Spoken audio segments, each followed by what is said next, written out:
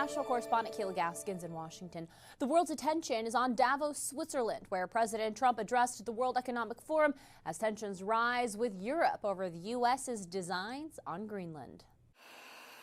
At the World Economic Forum Wednesday, President Trump ruled out the U.S. taking Greenland by force. That's probably the biggest statement I made, because people thought I would use force. I don't have to use force. I don't want to use force. I won't use force. Doubling down on his view that acquiring Greenland is essential to U.S. security. It's sitting undefended in a key strategic location between the United States, Russia, and China. That's exactly where it is, right smack in the middle. Arguing neither Greenland nor Denmark or even a European coalition could protect the island from Russia and China. The fact is, no nation or group of nations is in any position to be able to secure Greenland other than the United States. NATO's Secretary General giving Trump credit for boosting European economies and forcing Europe to increase responsibility for its own defense. I'm not popular with you now because I'm defending Donald Trump, but I really believe we can be happy that he is there because he has forced us in Europe to step up, to face the consequences, that we have to take care more of our own defense. President Trump had been threatening to use tariffs as a negotiation tactic to get a deal for the U.S. to acquire Greenland, but after a meeting with the NATO Secretary General, Trump announced he won't impose tariffs after we have formed the framework of a future deal with respect to Greenland and, in fact, the entire Arctic region. Trump said there will be more details to come as discussions continue. One topic in future talks, the Golden Dome defense system and how it pertains to Greenland. In Washington, I'm Kayla Gaskins.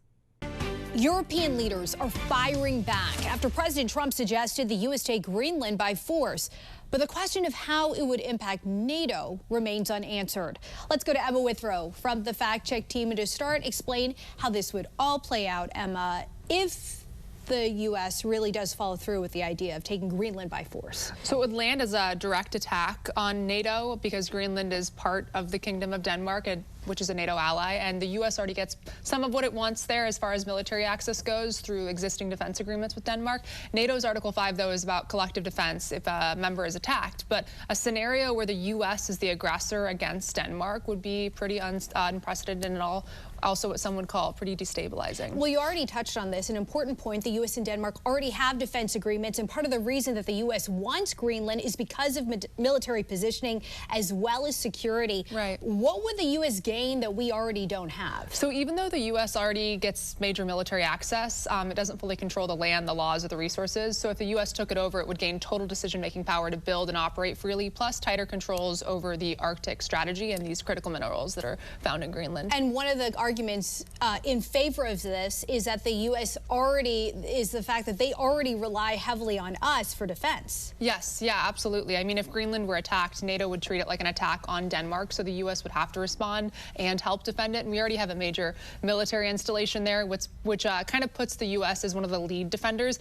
But NATO doesn't automatically require the U.S. to do everything alone or send a specific number of troops. So the U.S. would most likely lead the defense, but it wouldn't be solely responsible. All right, Emma, thank you. Thanks. For more on this Fact Check Team topic, including links to their sources, scan the QR code or visit thenationaldesk.com. The administration made it clear that acquiring Greenland is necessary for strategic reasons. So why Greenland? Let's go to Emma Withrow from the Fact Check Team. And the Trump administration is insisting that this is about security, at least that's part of it. Yeah. Tell us more about all of the factors that make Greenland so strategically appealing. Yeah, like you said, lots of factors at play here and different aspects of Greenland that would really make it beneficial to the U.S., but it basically boils down to power, geography, resources, and the fact that the Arctic is becoming more and more important every single year. So the military position of Greenland really sets it apart. It sits in a strategic spot between North America and Europe, and it's crucial for monitoring activity in the Arctic, particularly with Russia.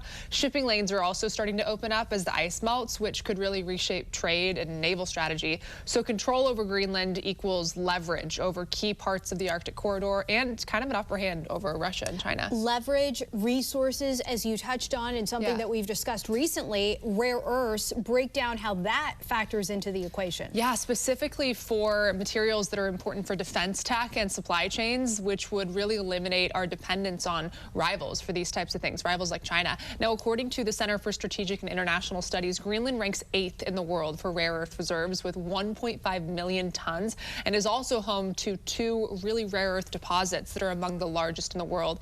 No rare earth mining has taken place just yet, but I'm assuming that if U.S. got control, that would happen shortly after. All right, and this is obviously impacting not just the U.S., Greenland, or Denmark. Much more to the story when Emma returns with a breakdown of the impact of a Greenland takeover on our NATO allies.